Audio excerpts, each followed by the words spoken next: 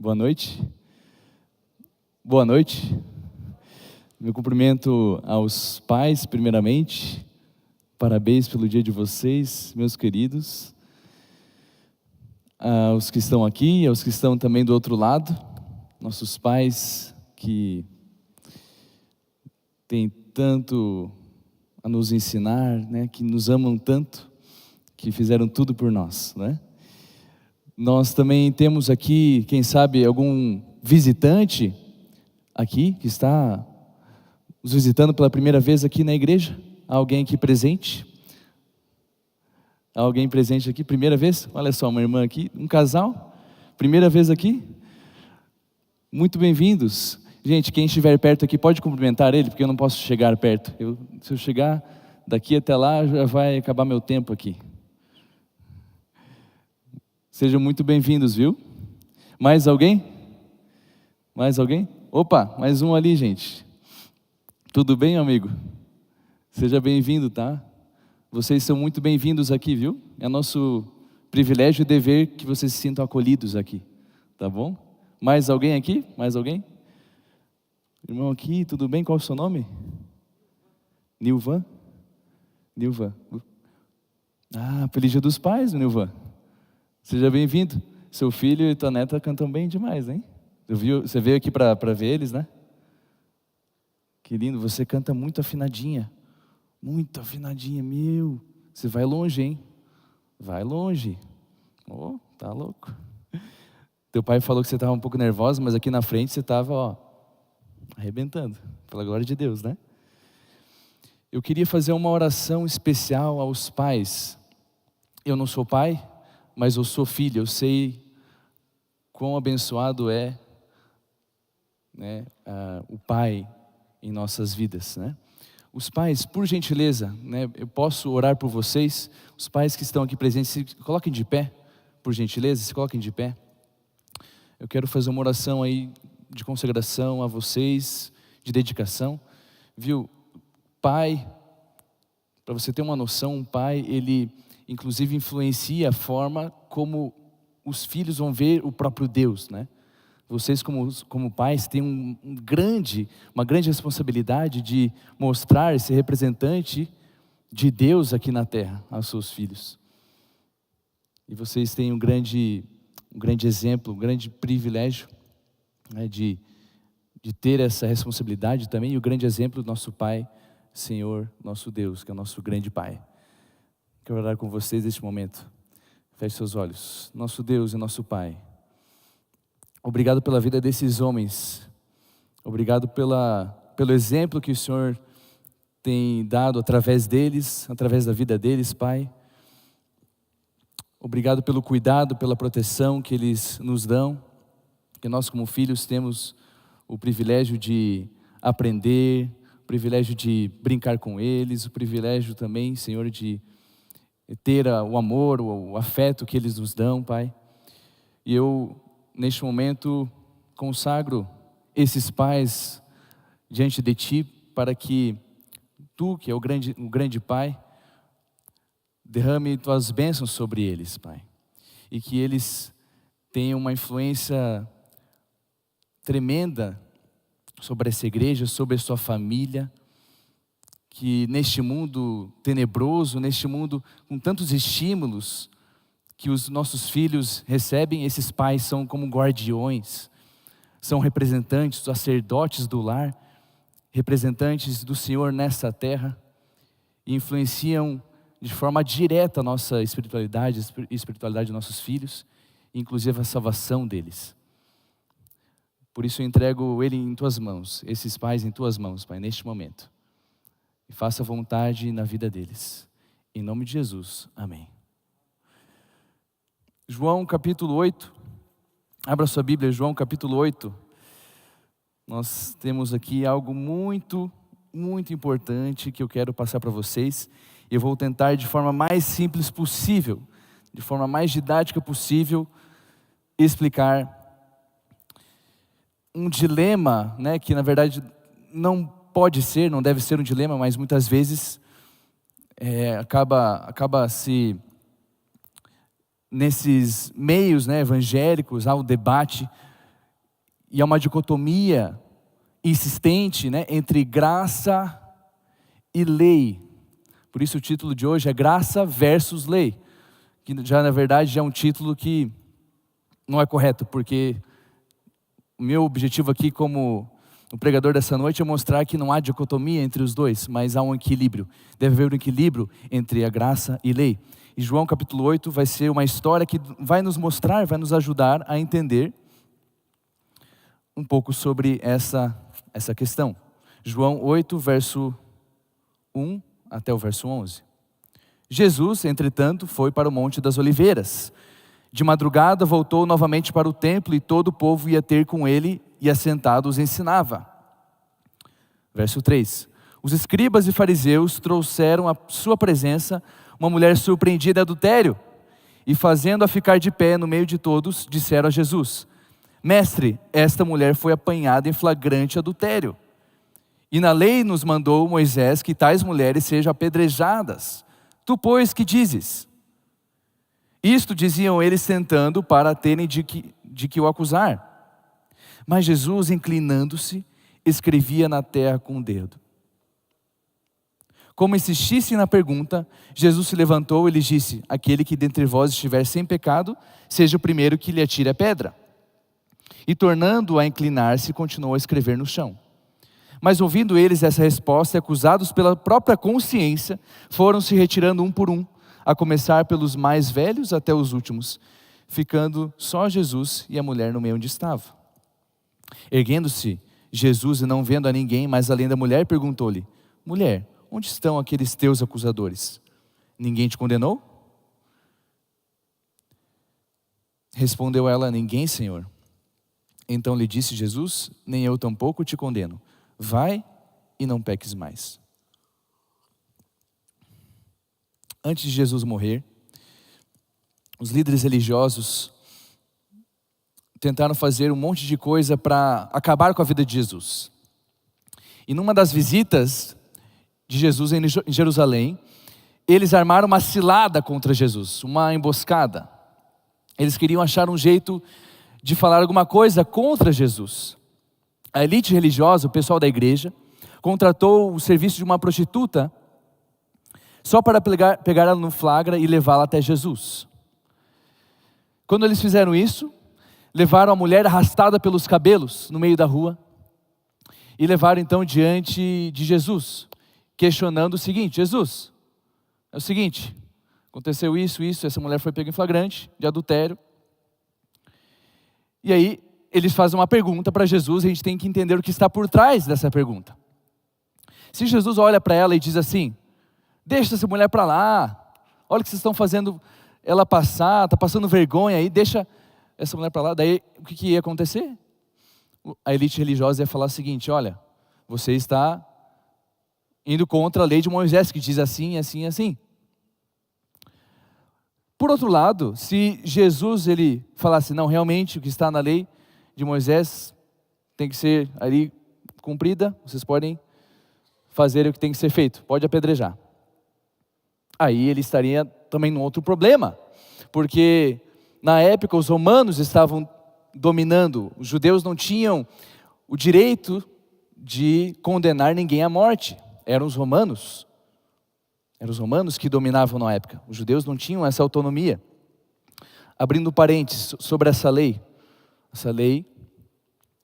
no caso, a lei do adultério está na lei moral, a forma como era tratada a lei no tempo de Israel está nos seus devidos contextos, nos seus devidos limites, né?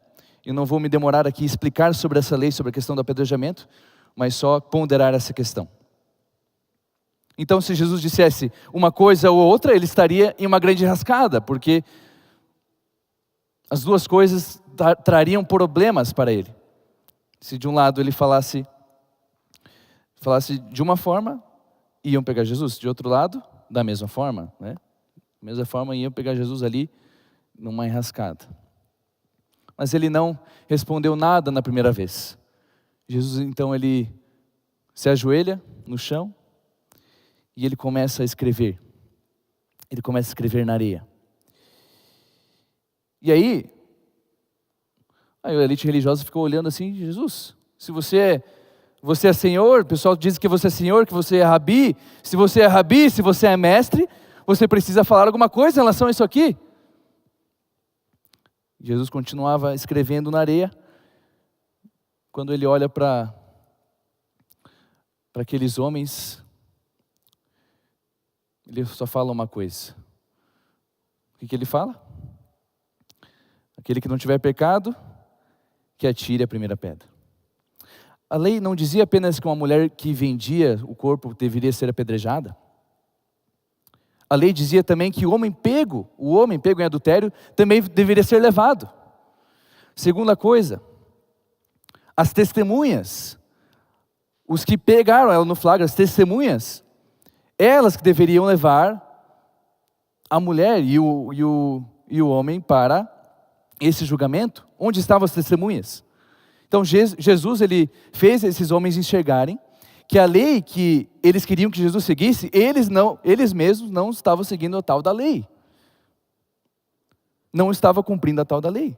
E aí Jesus, ele apela à consciência daqueles homens. É assim que Jesus trabalha.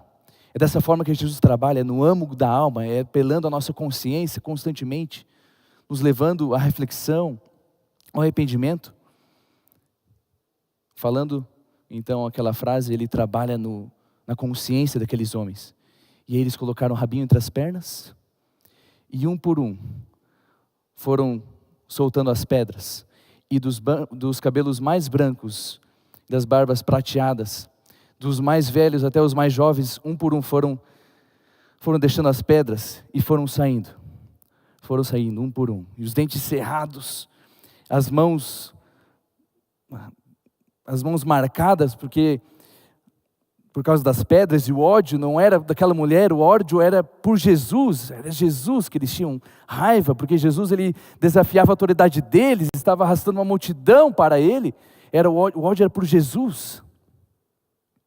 Um por um foram saindo, até que então ficou só Jesus sozinho com aquela mulher. Eu quero agora dar uma pausa na história para explicar de forma bem didática como que funciona essa questão de lei e graça. Eu vou pedir ajuda de 6 pessoas. 6 pessoas a vir aqui à frente. Não me obriguem a apontar, tá bom? 6 pessoas. Pode vir também uma criança, um adolescente. 6 pessoas. Vamos lá, temos 2 aqui. Mais uma criança.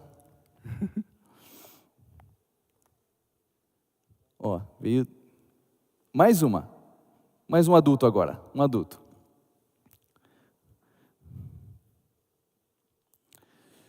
Vamos lá. Pode ficar alinhadinho aqui, ó, você. Fica aqui, isso. Vem aqui você. Vem aqui você. Pode vir. Eu vou dar uma plaquinha para cada um de vocês. Eu espero que dê para ver ali na tela, né? Vocês conseguem ler aqui? O que está escrito aqui? Como que é?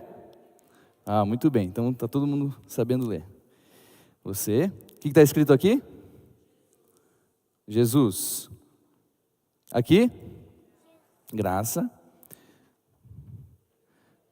Perdão. Pecado. E lei. Estão juntos comigo? Vamos aprender de uma vez por todas esse negócio aí de graça e lei? Vamos entender essa charada aí?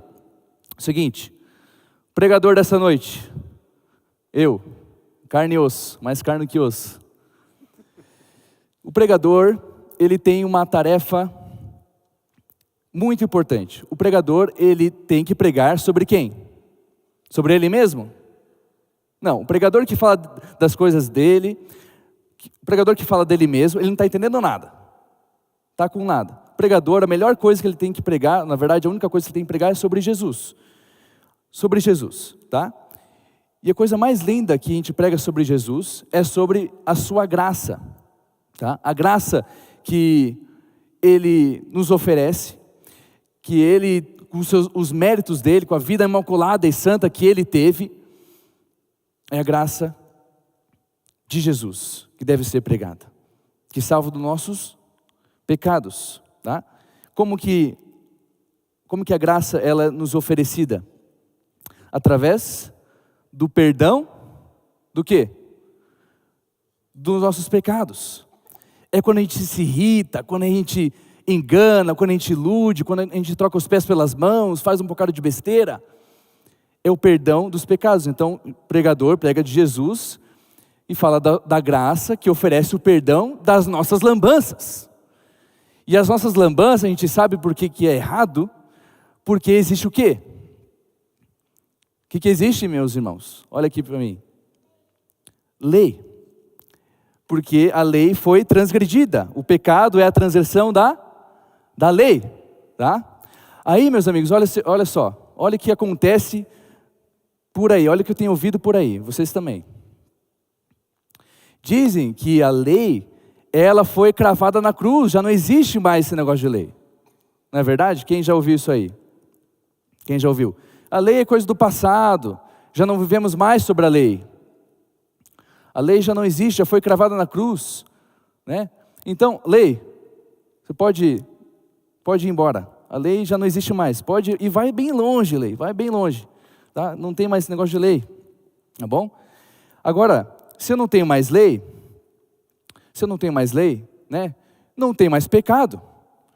Então, esse negócio de honrar pai e mãe, esse negócio de olhar para as coisas dos outros, olhar para a mulher dos outros, esse negócio de trabalhar a hora que quer, no dia que quer, de falar o que quer, não existe mais, porque não tem o quê? Não tem a lei. Então, pecado, pode ir embora também, não tem pecado, está tudo certo, né?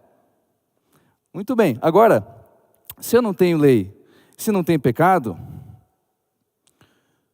eu não tenho o quê? Por que eu preciso de perdão?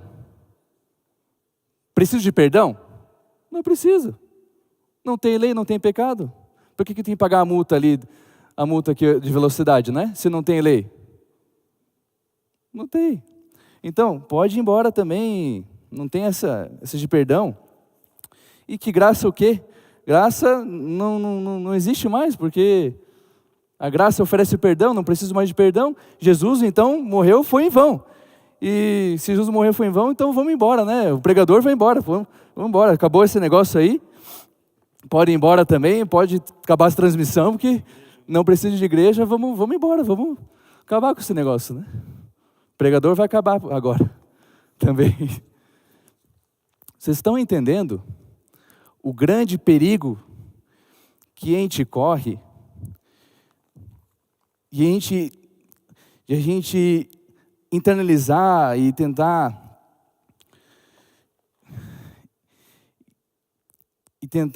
absorver algumas coisas que dizem por aí. Claro que ninguém vai ser salvo por suas boas obras. Ninguém vai ser salvo. Mas como que nessa história a gente entende a relação, né, da graça e da lei? Veja. Vamos voltar aqui à história, né? Vamos voltar à história. Quando os dois, eles vão conversar, Jesus, ele diz, ninguém ficou para te condenar, mulher? Aí ela diz, não, Senhor, ninguém. Aí Jesus, ele fala duas coisas. A primeira coisa, ele fala assim, pois eu também não, o quê? Não te condeno. A Bíblia diz que o Filho do Homem não veio para condenar o mundo, mas para o quê? Para salvar. Essa é a especialidade de Jesus. A especialidade de Jesus é a salvação. O Filho do Homem veio para salvar. Veja que Jesus, ele foi acusado de comer, sentar com pecadores, mas essa é a maior das tolices. Porque é isso que ele mais sabe fazer, é salvar as pessoas dos seus pecados. Foi acusado por sentar com pecadores, mas essa é a maior das tolices, ser acusado por isso, é o que ele mais sabe fazer.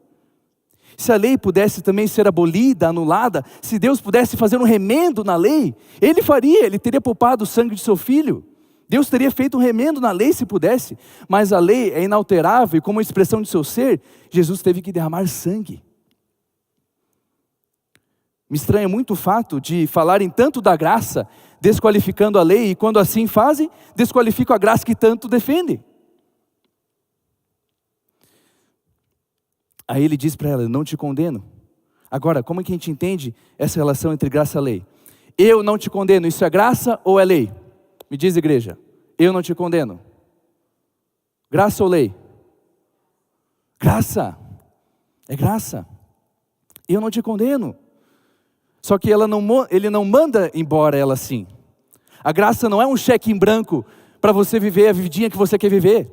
Não é um crédito que Deus dá para você viver do jeitinho que você quer. A graça não é isso. A graça é o desvio da ira de Deus contra o pecador, mas também o poder.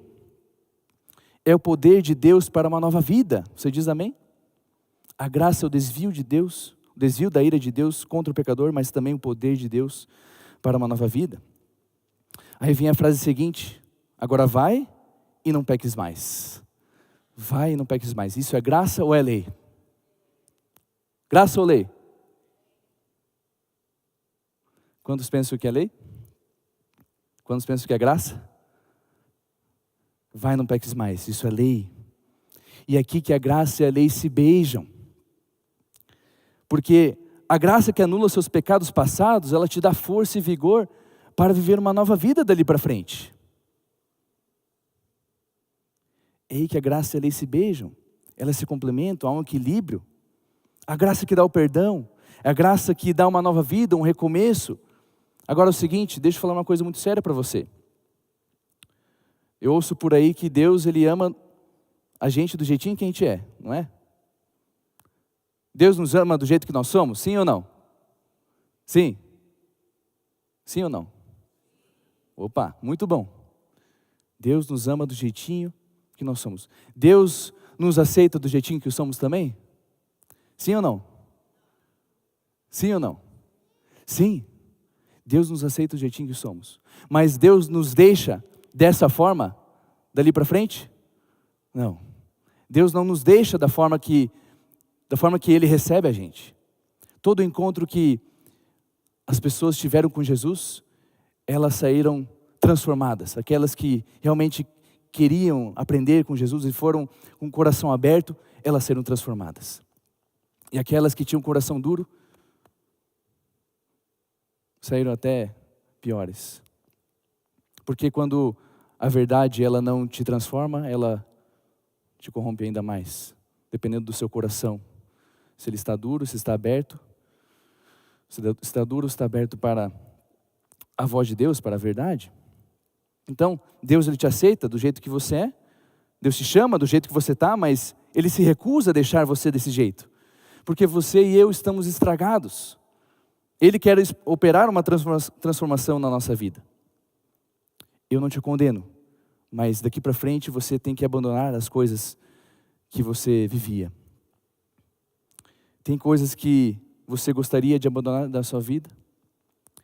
Tem coisas que devem ser abandonadas no seu coração, na sua vida familiar, na sua vida pessoal, no seu casamento. Há coisas que você deve abandonar. E Deus, Ele, assim como Jesus, Ele fazia, como está escrito aqui, Ele apelava à consciência.